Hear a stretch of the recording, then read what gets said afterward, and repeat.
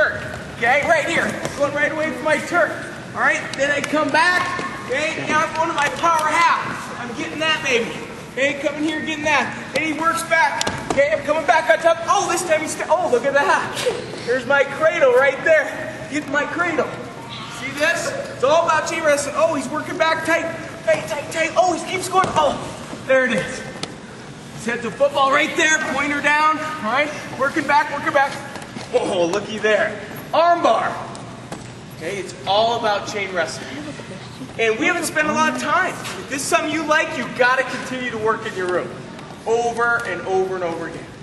But remember this series. Chain wrestling, when I'm drilling this in practice, I'm doing 3 or 4 moves. And then I'll let my partner do it. All right? Coach back, let's give a hand. Coach just did the force half, Turk across, the power half back, hip across, cradle. How many points did he score in 30 seconds? 8. Well, he had the potential to score 3 each time. So 3, 6, 9, 12, 15. 15 points, that fast. It could have been anywhere between 2 points and 50. So you got an opportunity, just like you were saying, and as you chain wrestle, you got an opportunity to rack up points. I mean, it would be like ching, ching, ching, ching, ching, ching. If you heard how your points were getting scored on the score clock. So, oh, you're going to so that chain wrestling is so important. And one works right into the other. Now, understanding wrestling, leg wrestling on top, everything that he's doing to me, as far as pure legs, is stretching my body out. Every one of those things. Okay? Every move that a guy does on top that's pure legs. Now, he cradled, but that's a cradle. That's not pure leg. It came off of a leg situation, but it's not really a leg wrestling move. It was a cradle. So that's a sort of a gathering of my body, but everything else, he is trying to stretch me out. Now, there are some moves, and again, this is my position, my opinion, but there are some moves that I don't show with legs. And 2 of them are pretty famous, but they're also pretty easy to counter. Guillotine and splits. I don't show those. Does that mean you're not, you shouldn't do them? Well, you can do them, especially if a guy's like reaching back and giving it to you.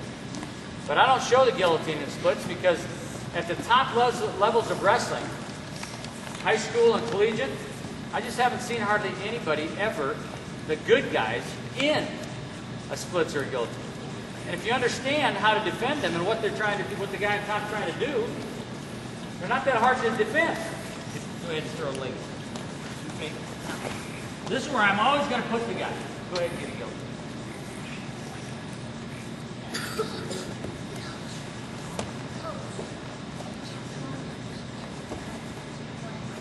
See, it's not easy. Now, if I go like this, yeah, it's easy to get a guillotine. So don't do that. Okay? Get a banana split.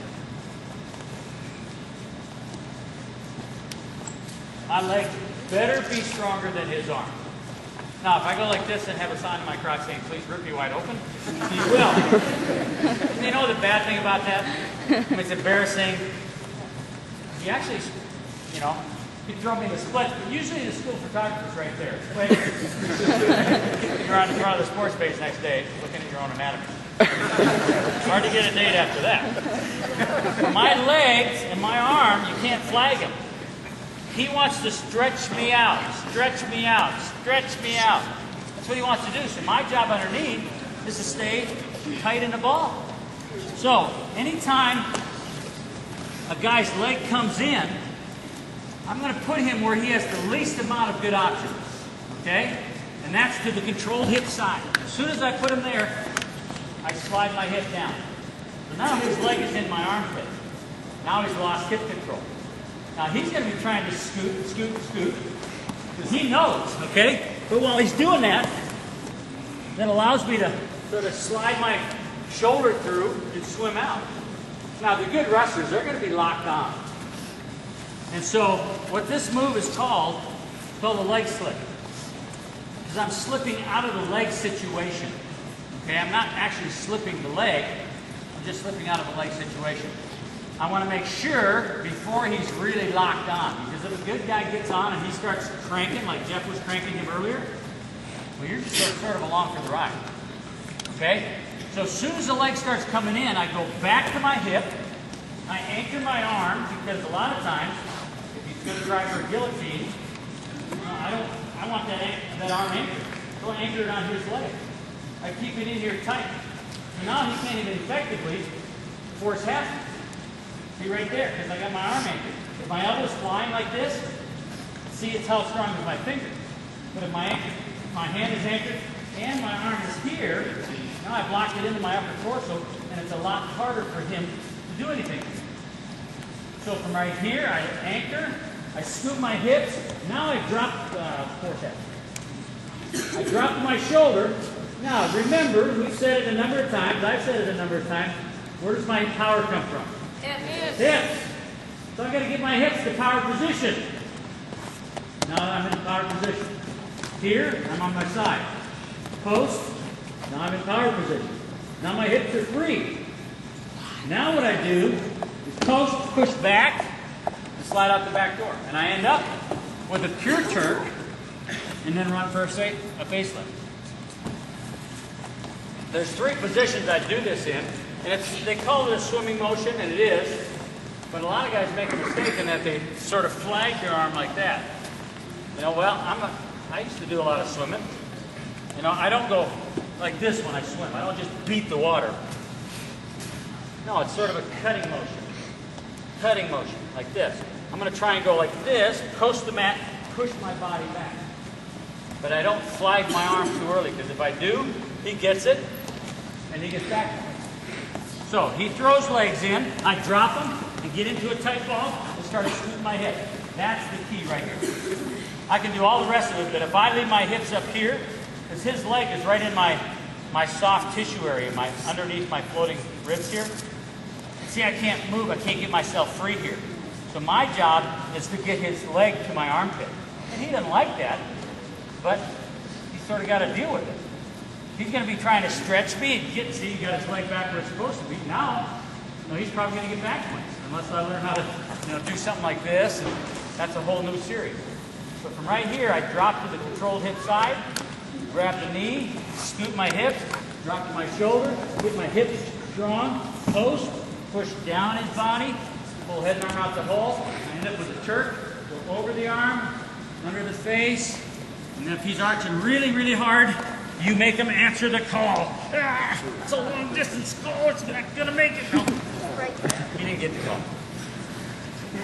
Okay? And I'll show you the motion without a body on me. I'm like this. I want everything my opponent is doing wants to stretch me out. Wants to stretch me out. So I've got to go here. I stay tight here. I don't flag anything. If you flag stuff, they're going to turn you inside out. How many of you guys have been turned inside out by a good legger? That was fun, wasn't it? You just can't wait to get back there, right? No, I'd rather be the one doing the turning inside out, or at least getting away. The neat thing about this is I got so good with this in college that I had good leggers that wouldn't throw the legs around because they knew about my leg slip. The regular referee's position, and then there was guys that weren't leg wrestlers. The ref would blow the whistle, and I'd throw the leg in for them. Yeah, I heard some wordy dirts coming out of these guys. It's like, how did I get my leg in? Well, I put it in for them.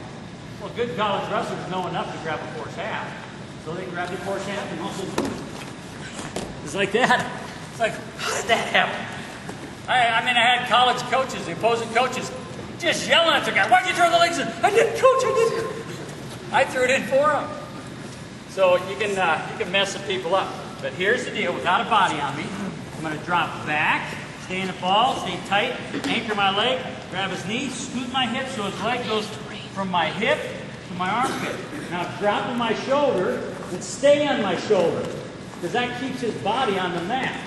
Get here, don't flag this arm. When I'm ready to go, post push. Push my body down his body, slip your arm out the hole, arm and head out the hole, and attack. It's sort of like taking off an old dirty shirt. Okay, get on, leg in, force out. Stand. From right here, here's the motion. I'm going to throw his body weight, just like that. It's like sort of taking off a shirt. That's the motion. But if I flag, he's going to catch me. So I got to stay here, here, keep everything in control. You start getting stretched out, not going to work. And your opponent will make you pay. All right? Got it?